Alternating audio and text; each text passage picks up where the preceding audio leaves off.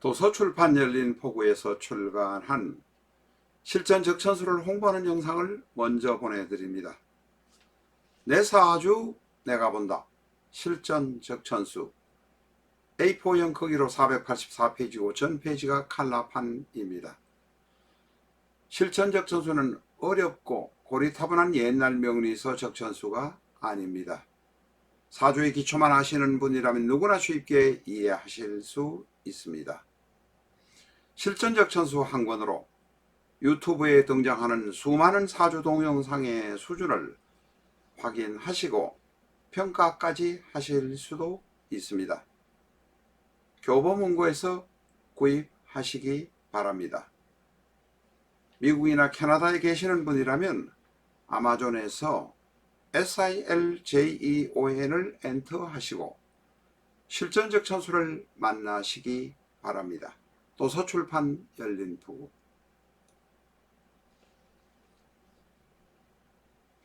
안녕하십니까, 라타로입니다. 정유 일주를 중심으로 해서 적천수 공부를 해보도록 하겠습니다. 전에도 몇 번이나 말씀드렸습니다만은 교재를 사셨다고 해서 영상을 보지 않으면 초보자라면 이해하기 어렵습니다. 꼭 영상을 보아주시기 바랍니다. 1기 영상은 실전 적천수 001부터 242까지이고 제2기 영상은 실전 적천수 301부터 지금 현재 587회까지 진행되고 있습니다. 마음이 급한 분이라면 1기 영상을 참고하셔도 됩니다. 그러나 제2기 영상에서는 보다 꼼꼼하고 친절하고 상세하게 영상을 올리고 있는 점 이해해 주시기 바랍니다. 공부를 시작하겠습니다. 정유는 천을 귀인입니다. 어려운 상황이 봉착해도 정말로 죄를 많이 지은 일이 생겨도 다시 살아날 수 있는 것이 정유입니다. 그렇다고 해서 정유가 모든 것은 해결해 주지는 않습니다.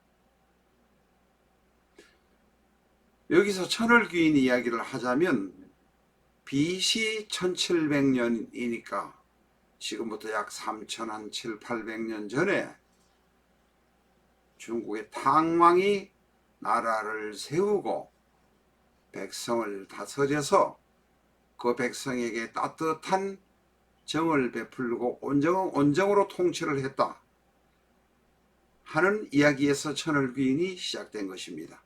다시 말해서 탕왕처럼 나에게도 마지막인 것처럼 여겨지지만 나에게도 기회나 찬스가 있다, 행운이 있다, 이런 의미로 기회가 있다는 의미가 바로 천을귀인입니다.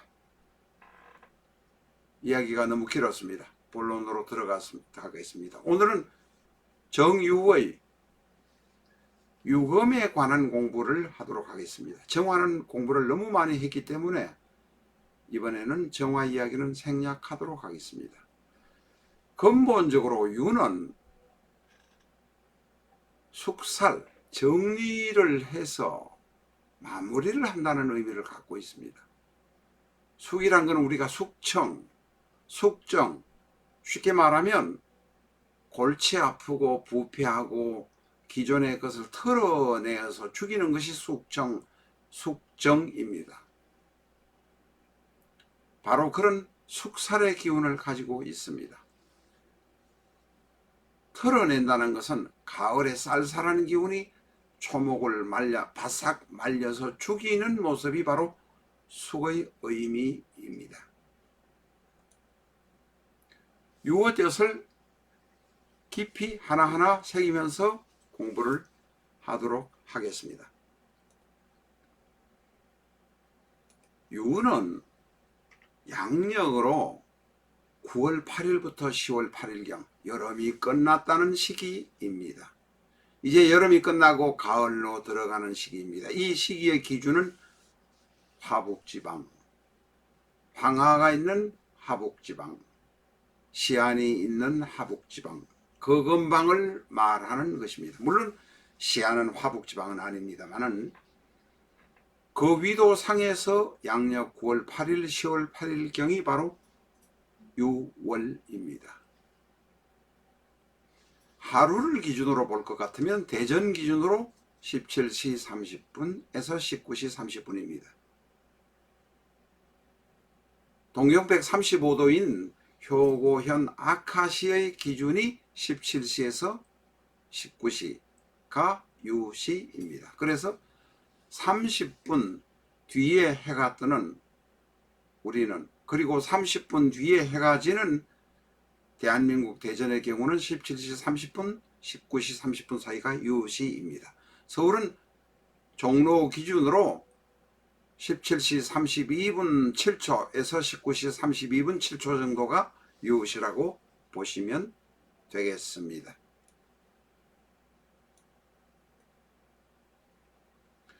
동물로 보면 유는 닭입니다. 인간이 다가가면 늘상 도망가는 동물, 인간을 경계하는 동물이 바로 닭입니다. 그것이 바로 유입니다. 유는 칼입니다. 물론 장검, 큰 칼 이런 것은 아니지만 작은 칼, 집안에서 쓰는 칼, 날카로운 것, 무엇을 잘라내는 것, 이런 것을 모두 유라고 할 수 있습니다.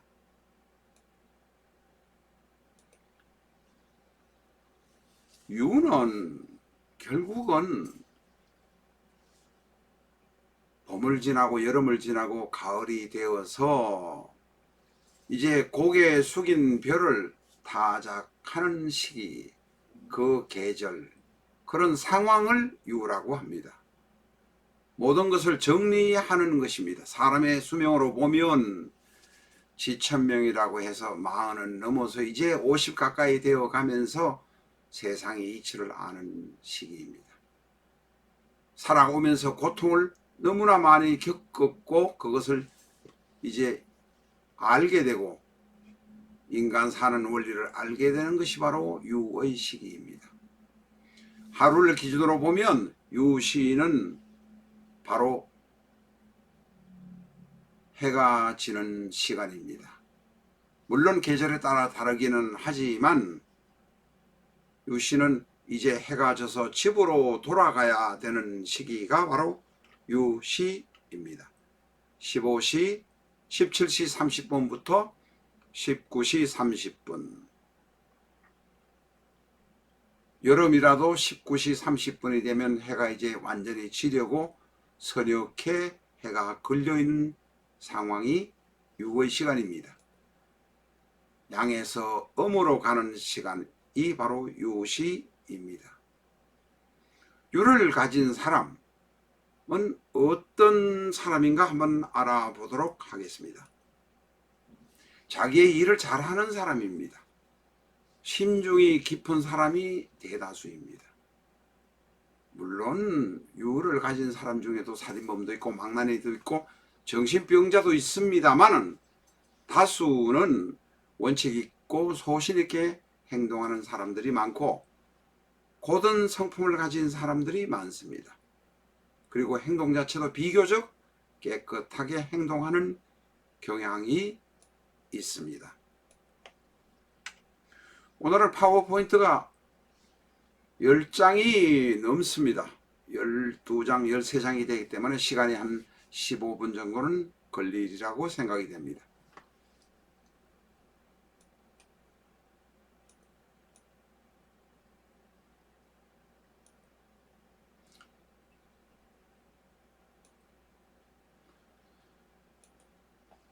유를 가진 사람은 보석처럼 자기를 돋보이려는 노력을 합니다. 앞에서도 말씀드린 대로 경거망동하지 않고 자기의 속마음을 잘 드러내지 않는 경향도 많습니다. 말이 그렇게 많은 편은 아니다 라고 보는 것이 맞을 것입니다. 주변에 그러면서도 주변의 통제, 주변의 간섭을 받아들이기 싫어합니다. 스스로 내가 하려고 하는 이런 강직함, 자기중심을 잡고 있는 사람들이 많습니다. 유는 앞에서도 말씀드렸습니다만 숙살지기, 남을 제거하려는 사람, 따뜻한 마음이 있지만 냉정하게 잘라내려는 사람, 그렇기 때문에 배우자와 마찰이 많고 다른 사람과도 마찰이 있을 수 있습니다. 왜? 상대가 잘못했으면 그것을 정리해서 잘라내려고 하기 때문에 그렇습니다. 유연성이 없습니다. 포용력이 없습니다. 고집이 세고 자존심이 강합니다. 절제된 카리스마를 갖고 있습니다. 그러니 결코 부드러운 사람이 아니다 라고 말할 수밖에 없습니다. 유를 물적인 측면에서 보면 모래, 조약돌, 시멘트, 쇠, 돌로 된 집, 석조물, 검은 보석, 작은 칼, 농기구, 생필품, 작은 금속 기구를 말합니다. 다시 말해서 사람이 쓰는 날카로운 물건들이라고 말씀드리면 되겠습니다. 유는 큰 물건보다는 사람들이 쓰는 적은 물건들이 비교적 많다. 이렇게 이해를 하시기 바랍니다.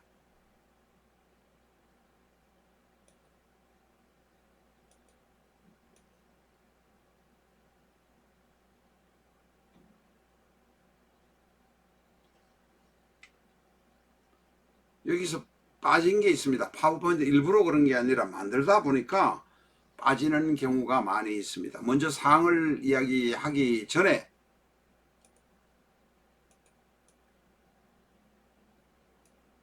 부정적인 면을 말씀드리고 가겠습니다. 유를 가진 사람들은 자기 뜻대로 할 수 없을 때 대단히 살벌해집니다. 그리고 인간간 관계가 원만하지 못해서 내가 칼을 품고 있어서 유금 안에는 경금과 신금이라는 지장간을 품고 있어서 대단히 살벌하고 외롭습니다. 그리고 성격이 대단히 까다롭습니다. 지나친 과시욕이나 집착이 있어서 남으로부터 배척을 당하기도 합니다. 유연성이 없는 것은 당연합니다. 적의와 살기를 가지고 있어서 배우자와 마찰하는 경우가 대단히 많습니다. 조직원과 마찰하는 경우도 많다.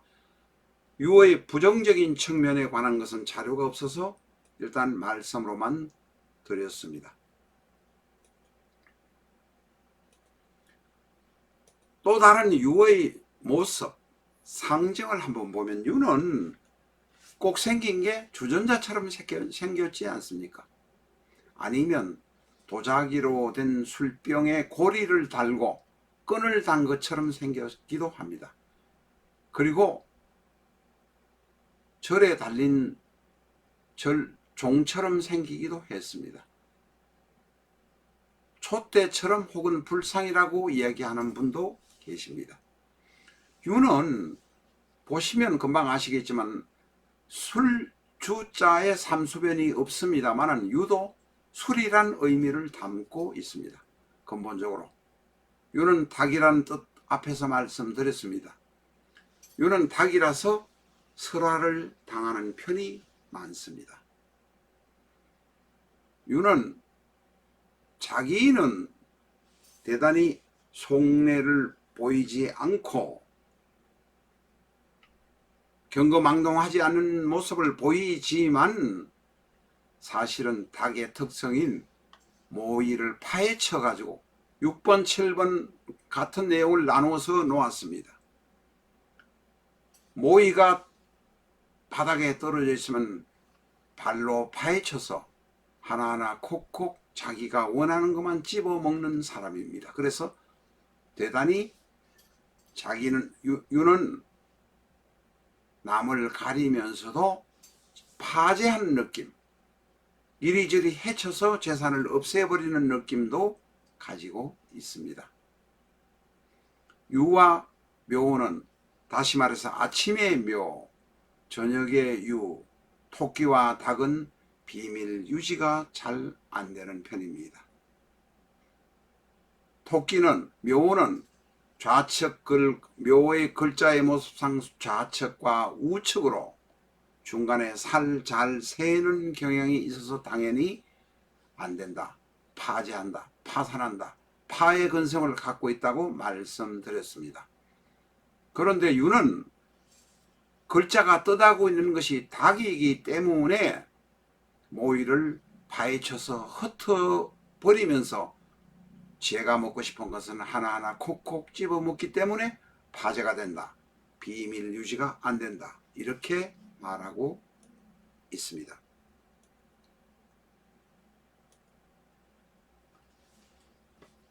유의 또 다른 뜻을, 기타의 뜻을 한번 보면, 유는 앞에서 말씀드린 대로 자기 자신의 관리를 잘하고 자기 자신에게 돈을 투자를 하고 파재를 할 망정 하기 때문에 피부 관리도 잘하고 목소리도 이쁩니다.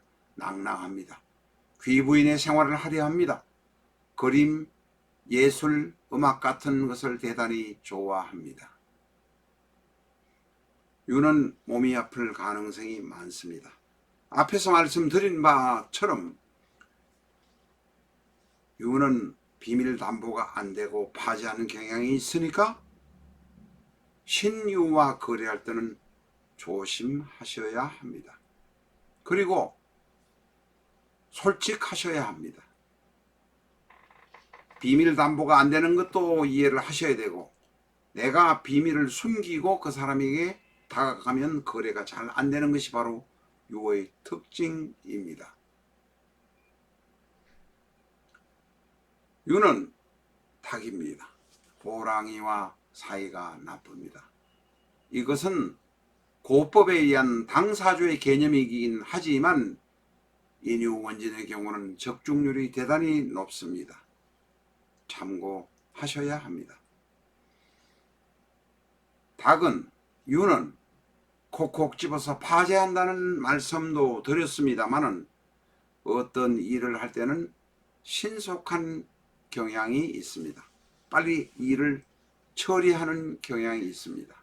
그것은 아침인 묘와 마찬가지입니다. 다시 말해서 토끼와 닭은, 묘유는 속전속결로 모든 일이 이루어지는 경향도 있다는 것을 기억해 두시기 바랍니다. 유는 닭입니다. 새벽 3시, 4시 되면 계명성이라고 해서 남에게 소리를 내어서 정보를 주어서 남에게 어떤 소식을 알려주는 일을 하는 것을 좋아합니다. 희생정신을 가지고 있기도 합니다. 그러면서 또 조용한 환경, 숙살의 기운을 좋아하기도 합니다. 절과 관련된 일들을 하는 경우도 많고 종교를 불교로 가는 경우도 많습니다. 오늘은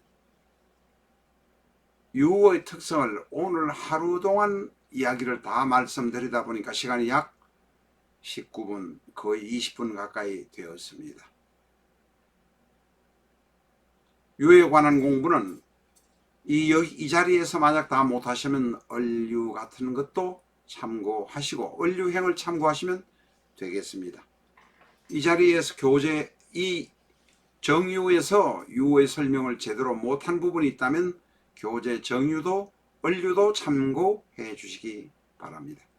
오늘은 여기까지 하겠습니다. 다음 시간부터는 정유의 특징을 공부하도록 하겠습니다. 감사합니다.